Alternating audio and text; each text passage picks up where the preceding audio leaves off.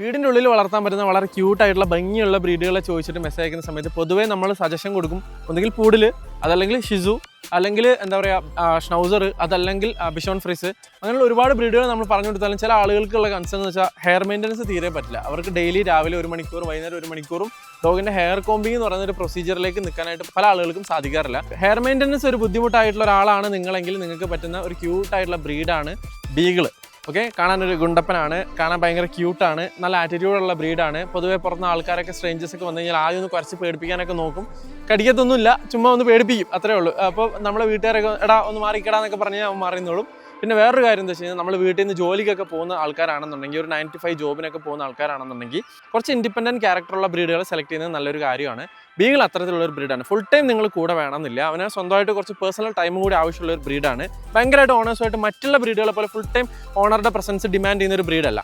So Beagle വളരെ നല്ലൊരു ചോയ്സാണ്. ബീഗിളിനെ സംബന്ധിച്ചിടത്തോളം ഭയങ്കര ഭംഗിയുള്ള ഒരുപാട് കളർ വെറൈറ്റീസ് ഉള്ള ബ്രീഡും കൂടിയാണ്. ബീഗിൾ കളർ വെറൈറ്റീസ് എന്നുണ്ട് ഗൂഗിൾ നോക്കിയാൽ നിങ്ങൾക്ക് മനസ്സിലാവും. ഇപ്പോൾ നമ്മുടെ നാട്ടിൽ കോമൺ ആയിട്ട് ട്രൈ കളറും ബൈ കളറും ആണുള്ളത്. ടാന് വൈറ്റ്, അല്ലെങ്കിൽ ടാന് ബ്ലാക്ക് വൈറ്റ്, ഈ 3 കളേഴ്സാണുള്ളത്.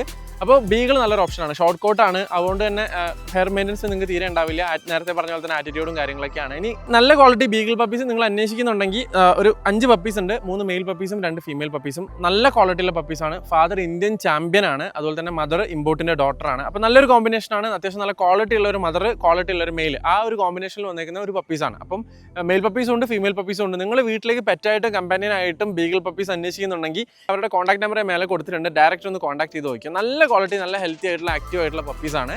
പപ്പീസിൻ്റെ വിഷ്വൽസ്, ഫാദറിൻ്റെയും മദറിൻ്റെ വിഷ്വൽസും കാര്യങ്ങളൊക്കെ ഞാൻ ഇതിൽ ആഡ് ചെയ്തിട്ടുണ്ട്. പപ്പീസിന് പറ്റുന്ന ആളുകളൊക്കെ ഡയറക്റ്റ് പോയിട്ട് തന്നെ കളക്ട് ചെയ്യുക. കോഴിക്കോടാണ് ലൊക്കേഷൻ വരുന്നത്. അപ്പോൾ അതുപോലെ തന്നെ അവരുടെ കയ്യിൽ കുറച്ച് കാനിക്കോർസോൻ്റെ പപ്പീസും കൂടി ഉണ്ട്. അപ്പോൾ 35 ദിവസമാണ് പപ്പീസിൻ്റെ പ്രായമുള്ളത്. 4 മെയിൽ പപ്പീസും 3 ഫീമെയിൽ പപ്പീസും ആണ്. അപ്പോൾ ആ കാനിക്കോർസോ പപ്പീസിൻ്റെയും വിഷ്വൽസും കാര്യങ്ങളൊക്കെ, ഫാദറിൻ്റെയും മദറിൻ്റെയും വിഷ്വൽസും കാര്യങ്ങളൊക്കെ ഇതിൽ ഞാൻ ആഡ് ചെയ്തിട്ടുണ്ട്. താല്പര്യമുള്ള ആൾക്കാർ വീട്ടിലേക്ക് പെറ്റായിട്ടും കമ്പാനിയനായിട്ടും നല്ല ക്യൂട്ടായിട്ടുള്ള ബീഗിൾ പപ്പീസ് വേണമെന്നുണ്ടെങ്കിൽ, ഗാർഡിംഗ് പർപ്പസിന് പറ്റുന്ന നല്ല കാനിക്കോർസോ പപ്പീസ് വേണമെന്നുണ്ടെങ്കിൽ ബന്ധപ്പെട്ട് നോക്കിക്കോട്ടോ. ഓക്കെ.